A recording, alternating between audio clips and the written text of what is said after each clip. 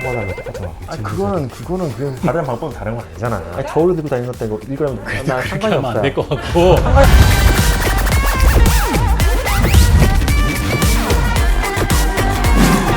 Joints on a corner where the big boys play.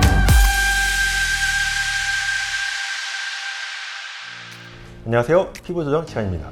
여러분 피부 안녕하세요. 오늘은 피부 건강을 위한 필수품에 대해서 말씀을 드려볼까 합니다. 바로 자외선 차단제.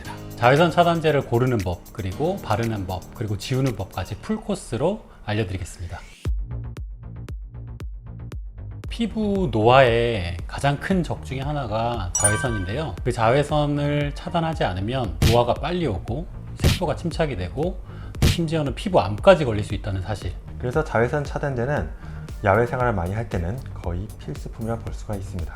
자외선 차단제는 UVA와 UVB 두 가지를 얼마나 차단하느냐가 중요한데요. UVA는 진피층까지 침투를 하는 자외선이고, UVB는 피부 표면까지 침투를 하는, 깊이에 따라서 조금씩 차이가 나는 그런 자외선이라고 보면 됩니다. 보통 자외선 차단제를 보시면 SPF라고 하는 것과 PA라고 하는 것 두 가지가 적혀 있어요. 그래서 여기에 대해서 먼저 좀 설명을 해드리면 좋을 것 같아요. SPF는 UVB에 대한 뜻이고 PA는 UVA에 대한 뜻이에요. 30이다. 그러면은 전체 UVB의 30분의 1만 통과시킨다. 이런 뜻이고, 50이다. 그러면 전체 50분의 1만 통과시킨다.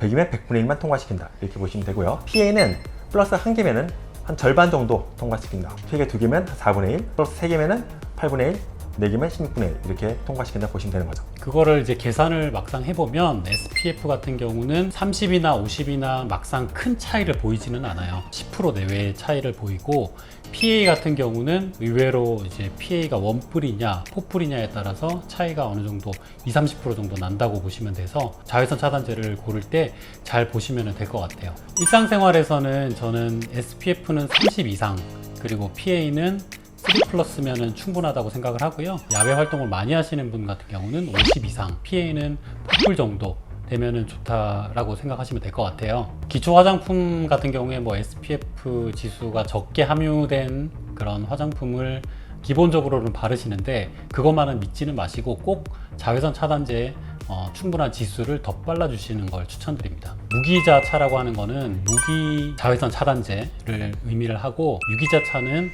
유기 자외선 차단제를 의미를 하는데요. 무기 자외선 차단제는 피부에 그냥 하나의 장벽을 더 만들어주는 거라고 생각을 하시면 되고요. 차단 효과는 좋기는 하지만 아무래도 하나의 장벽을 더 만들어주다 보니 백탁 현상이라고 하는 게 좀 생길 수가 있어요. 그래서 여성분들은 그런 거를 조금 싫어하는 경우가 또 있기도 하고요. 유기화학물에 의해서 만들어진 유기자차는 화학물을 많이 섞다 보니까 또 많이 바르게 되면 백탁 현상은 적지만 알러지 반응이라든지 홍조 이런 것들이 좀 나타날 수가 있기 때문에 이걸 또 너무 지수를 높은 거를 바르다 보면 그런 부분에 대해서 조금 민감해하는 그런 부분도 있거든요. 그래서 그런 거를 좀 생각을 하고, 무기자차가 좋다, 유기자차가 좋다, 그런 거보다는 이제 나한테 맞는 거, 그거를 고르시는 게 조금 더 바람직한 선택이라고 생각을 합니다.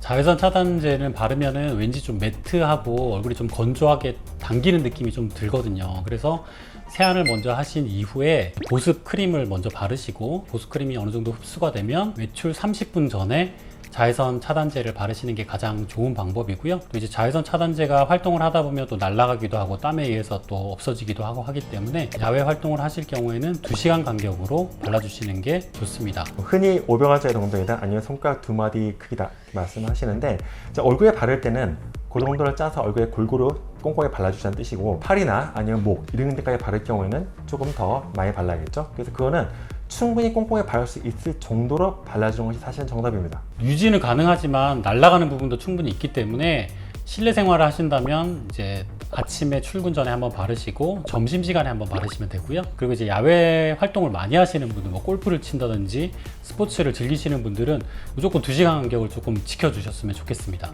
아무리 숫자가 높은 걸 발랐다 하더라도 그것을 자주 덧바르지 않으면 그 차단 효과는 금방 사라집니다. 그래서 좀 귀찮더라도, 좀 번거로우시더라도 최소 2시간 간격은 특히 야외에서는 지켜주시는 것이 좋습니다. 자외선 차단 지수의 차이에 의해서 차이가 날 수 있는 범위는 보통 10% 내외 라고 보시면 되기 때문에 큰 의미는 없고요. 자외선 차단제의 양이 적어진다면 그 차이는 20%에서 30%까지 날 수 있기 때문에 무조건 많이 발라주시는 게 좋아요.